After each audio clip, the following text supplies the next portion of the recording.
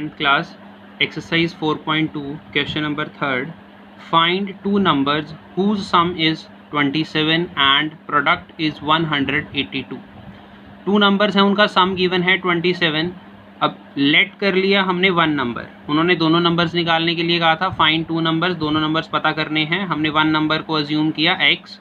तो second number जो होगा, क्योंकि दो का सम जो दोनों नंबर्स का सम है वो 27 है. सेकंड नंबर कैसे पता लग जाएगा? अगर 27 में से फर्स्ट नंबर माइनस कर देंगे तो सेकंड नंबर क्या आ गया हमारे पास? 27 माइनस x. अब उनकी प्रोडक्ट भी गिवन है कि इन दिन दोनों की जो ये दोनों नंबर्स हैं उनकी प्रोडक्ट जो है वो क्या है? 182. तो x ब्रैकेट में रखा, क्योंकि ब्रैकेट का मतलब मल्टीप्लाई होता है. 27 minus x is equals to क्या आ गया? ये 182. 82 का मतलब होता है अकॉर्डिंग टू क्वेश्चन, क्योंकि अकॉर्डिंग टू क्वेश्चन क्या कहा है? दोनों नंबर्स की जो प्रोडक्ट है मल्टीप्लाई है वो किसके इक्वल है? 182. अभी देखो प्रोडक्ट x की 27 से हमने मल्टीप्लाई की तो 27x माइनस, क्योंकि माइनस का सिंबल था, x into minus x minus x square is equals to 182. अब 182 को दूसरी तरफ इसी तरफ ले आएंगे, उस तरफ 0 बना लेंगे. 27x minus x square minus 182. अब जैसे हमने क्वाड्रेटिक इक्वेशन सॉल्व की उसी तरह से क्वाड्रेटिक इक्वेशन बन गई है, बट ये जनरल फॉर्म में नहीं है, क्योंकि पहले क्या होती है हमारे पास जो भी वेरिएबल है उसकी स्क्वायर वाली टर्म हाईएस्ट डिग्री आगे, फिर अकेला वेरिएबल और लास्ट में कांस्टेंट टर्म. तो देखो इसको किस तरह से लिखेंगे हम. अब क्वाड्रेटिक इक्वेशन किस तरह से सॉल्व करते हैं हम? पहले फर्स्ट टर्म जो होती है उसको नोट करते हैं, उसके बाद फर्स्ट सेकंड थर्ड टर्म को नोट करते हैं हम, इज इक्वल्स टू 0. अब इसका वेरिएबल जो है फर्स्ट है उसका कॉफिशिएंट चेक करना है हमने. साथ में क्या लगा हुआ है? कुछ भी नहीं है तो 1. साइन माइनस का है तो -1. और थर्ड टर्म कौन सी है? -182. इनकी मल्टीप्लाई कर दी हमने तो क्या आ गया? +182. अब +182 के ऐसे दो फैक्टर्स बनाने हैं कि प्लस या माइनस करके तो सेंटर वाली टर्म 27 आ जाए और मल्टीप्लाई करके आ जाए 182. अभी हमारे पास फैक्टर्स आए हैं 14 एंड 13. अगर इनकी मल्टीप्लाई करोगे तो 182 आएगा और प्लस या माइनस करोगे तो 27 आएगा. तो हमारे पास फैक्टर्स आ गए, एक 14 आया और एक क्या आया? 13 आया. उसके साथ जो मल्टीपल था x के वेरिएबल था साथ में, तो x का वेरिएबल लिख दिया. अभी 27 इनको प्लस करके आएगा तो साइन सेम होना चाहिए. सेम साइन में भी या तो माइनस का हो सकता है या प्लस का. आंसर में हमें प्लस चाहिए तो प्लस का साइन आएगा. अभी फर्स्ट टू टर्म में से हमने कॉमन निकालना है, x कॉमन निकाल दिया हमने. अब ध्यान रखना यहाँ पर माइनस है तो माइनस अंदर रहेगा ही रहेगा. एक्स स्क्वायर था, x बाहर, x अंदर रह गया. यहाँ पर अभी प्लस 14x में से कॉमन क्या निकला था? x, तो अकेला 14. आपको बताया था या तो सेकंड ब्रैकेट डायरेक्ट ऐसे ही लिख सकते हो क्योंकि सेम बनेगा, या कॉमन निकाल के. अब -x है यहाँ पर, किससे मल्टीप्लाई हमें चाहिए? क्या यहाँ पर 13x चाहिए प्लस का. 13x प्लस का, तो -x को किससे मल्टीप्लाई करना पड़ेगा? -13 से. -13 into -x plus 13x minus 13 into plus 14 -182. तो इस तरह से भी याद रख सकते हो, नहीं कॉमन निकाल सकते हो आप. दोनों मेथड ठीक हैं. अब ये ब्रैकेट कॉमन आ गया, -x प्लस 14 ब्रैकेट जो है वो कॉमन निकाल दिया हमने. यहाँ पर क्या बचा? अब -x प्लस 14 तो कॉमन आ गया, क्या रह गया? x. और इस तरफ क्या रह गया? -x प्लस 14 कॉमन आ गया, -13. अब एक बार क्या करेंगे? एक -x प्लस 14 को 0 के इक्वल रख दिया और एक बार x माइनस 13 को 0 के इक्वल रख दिया. ये जैसे हमने पहले करे हैं सम. तो यहाँ पर प्लस 14 माइनस 14 हो गया, माइनस से माइनस कैंसिल, x की वैल्यू 14 आ गई. x माइनस 13 था तो दूसरी तरफ प्लस 13 और एक आ गई वैल्यू x की 13. अभी हमारे पास दो पॉसिबिलिटीज़ हो जाएंगी. अगर हमारे पास x 14 है तो फर्स्ट नंबर 14 आ गया. सेकंड नंबर क्या था? 27 से माइनस करके पता लग जाएगा, तो वो आ गया 13. अगर 13 ले रहे हैं तो दोनों ही आंसर सेम है. x की वैल्यू जब 13 आई है तो फर्स्ट नंबर हमारे पास 13 हो गया. एंड सेकंड नंबर कैसे पता लगा? 27 minus 13 is equals to 40. Next है find two consecutive positive integers sum of whose squares is 365. Consecutive positive मतलब लगातार इकट्ठे वाले, जैसे 2 3 पॉजिटिव इंटीजर्स लेने हैं हमने. सम ऑफ हुज स्क्वायर इज 365, जिनके स्क्वायर का सम क्या है? 365 है. पहले भी हमने क्वेश्चन करा था कंसेक्यूटिव पॉजिटिव इंटीजर्स वाला. फर्स्ट पॉजिटिव इंटीजर हमने सपोज किया x और सेकंड जो है वो क्या आएगा? इसके जस्ट नेक्स्ट होगा, तो x प्लस 1. अब अकॉर्डिंग टू क्वेश्चन क्या है, उन्होंने कहा है सम ऑफ हुज स्क्वायर, इनके स्क्वायर का सम, इट मीन्स फर्स्ट नंबर है उसका स्क्वायर किया प्लस सेकंड नंबर है उसका स्क्वायर किया, इनके स्क्वायर्स का सम जो है वो किसके इक्वल है 365 के। ध्यान से स्टेटमेंट को रीड करो, सम ऑफ हुज स्क्वायर्स, इनके स्क्वायर जो ये पॉजिटिव इंटीजर्स थे उनका स्क्वायर किया, उनको प्लस किया, वो किसके इक्वल है 365 के। अब देखो एक्स स्क्वायर एक्स प्लस 1 का whole square a plus b का square a square plus b square plus 2ab, 2 multiply x multiply 1, क्योंकि ए एक्स है और बी क्या है 1, is equal to 365। X square plus x square, square वाली term आपस में ऐड हो सकती हैं, 2x स्क्वायर प्लस 1 का स्क्वायर 1, जो एक्स स्क्वायर था वो एक्स स्क्वायर के साथ ऐड हो सकेगा, विदाउट एक्स वाली टर्म विदाउट एक्स वाली के साथ ऐड हो सकेगी, और अकेली एक्स वाली टर्म है वो एक्स वाली टर्म के साथ। 2 into x into 1, 2 into 1 2, 2 into x क्या आ गया 2x, और 365 इस तरफ माइनस में ले आए हम, इज इक्वल्स टू क्या आ गया 0। अब 2x स्क्वायर, फिर हमें x वाली टर्म लिखी 2x, 1 माइनस 365, ये दोनों कांस्टेंट टर्म है विदाउट वेरिएबल है, तो इनको हम प्लस या माइनस कर सकते हैं, ऑपोजिट साइन है, माइनस हो गया माइनस 364। अब इसके क्वाड्रेटिक इक्वेशन को सॉल्व करना है, थोड़ा सा इजी करने के लिए हम कर सकते हैं एक्स स्क्वायर के साथ 2 अभी कॉफिशिएंट है, तो अगर पूरी इक्वेशन को हम 2 से डिवाइड कर दें तो हमारी इक्वेशन थोड़ी सी इजी बन जाएगी, डिवाइड बाय 2। तो जितनी भी टर्म्स हैं सभी को हमने 2 से डिवाइड कर देना है, 2x square upon 2 plus 2x upon 2 minus 364 upon 2 is equal to 0। 2 से 2 कैंसिल, यहाँ पर भी 2 से 2 कैंसिल, 2 1 द 2, 2 1 द 2, कैरी 1, 2 8 द 16, 2 2 द 4। अभी आप देखो इक्वेशन हमारे पास है x square plus x minus 182 is equals to 0। जो फर्स्ट टर्म है उसका कोफिशिएंट क्या है अभी 1, और थर्ड टर्म कौन सी है माइनस 182, तो हमने इनको मल्टीप्लाई कर दिया, माइनस 182 आ गया।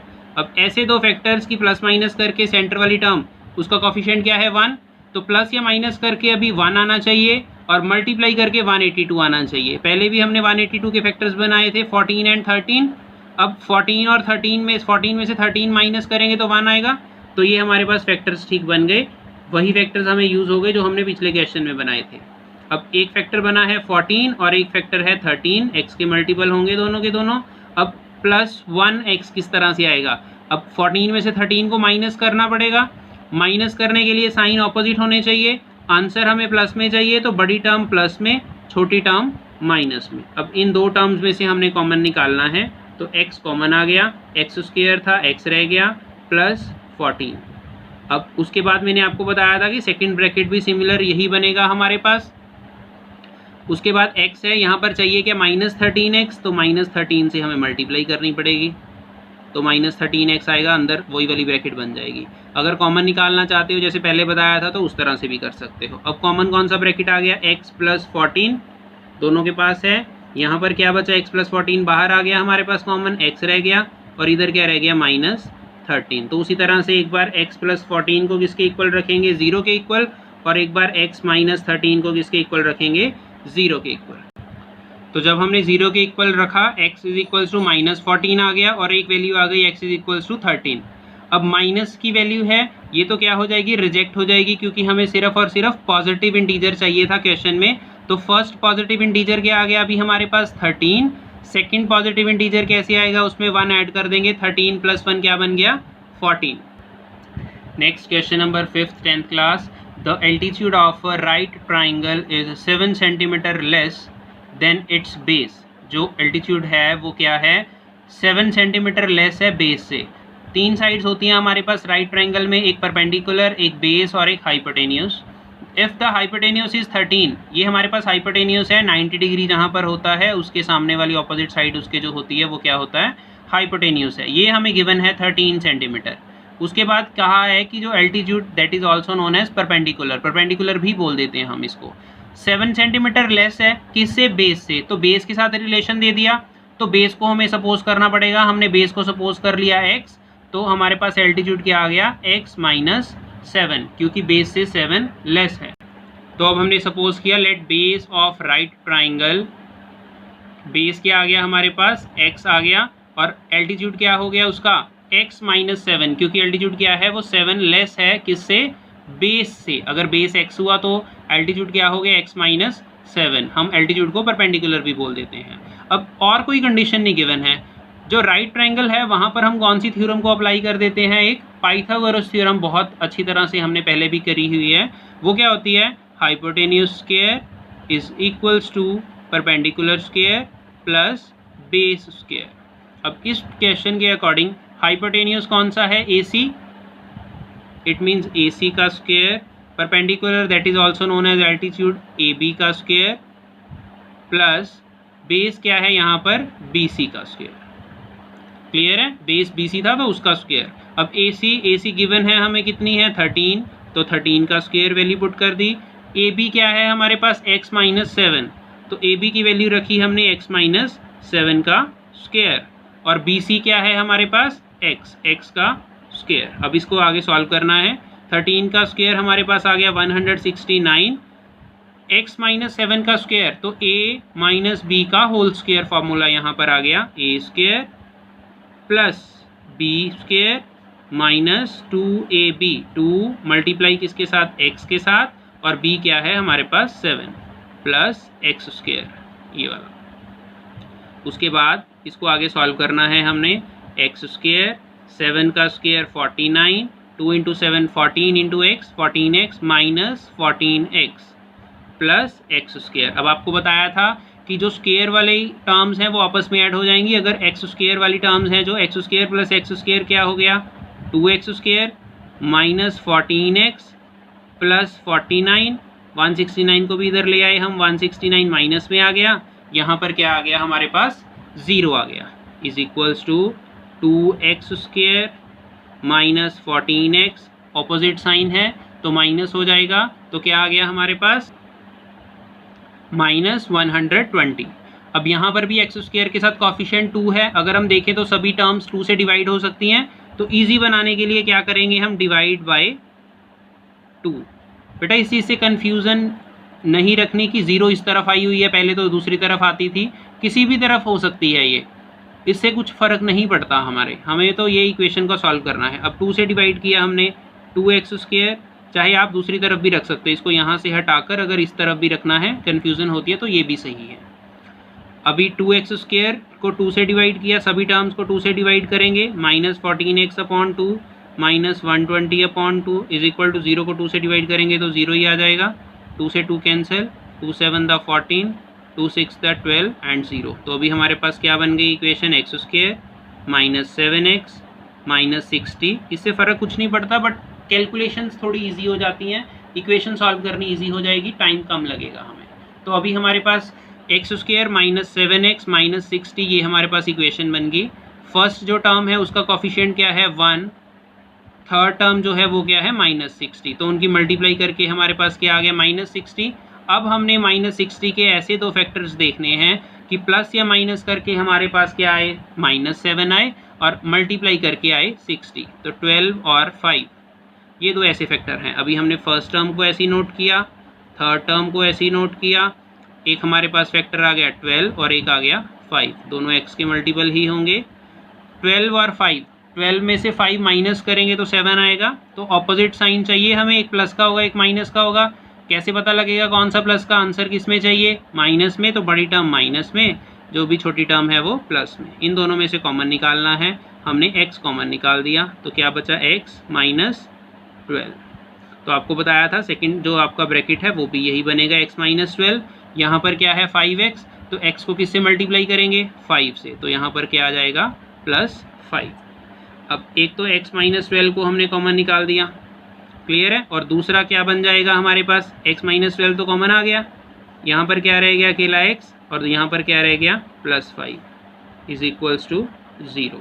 अब एक बार x माइनस 12 को 0 के इक्वल रखा हमने और एक बार x प्लस 5 को 0 के इक्वल रखा, x इज इक्वल्स टू क्या आया अभी हमारे पास माइनस 12 था, तो इस तरफ आकर क्या हो गया plus 12, x is equals to क्या हो गया माइनस 5।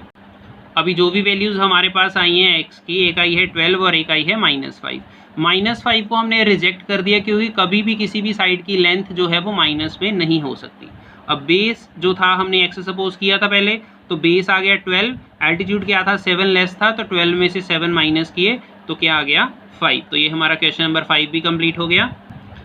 10th क्लास 4.2 एक्सरसाइज का question number 2 and question number 6 आपने नहीं करना है, तो इसीलिए वो नहीं करवाया। इसी के साथ आपकी 4.2 एक्सरसाइज जो है वो कंप्लीट हो चुकी है।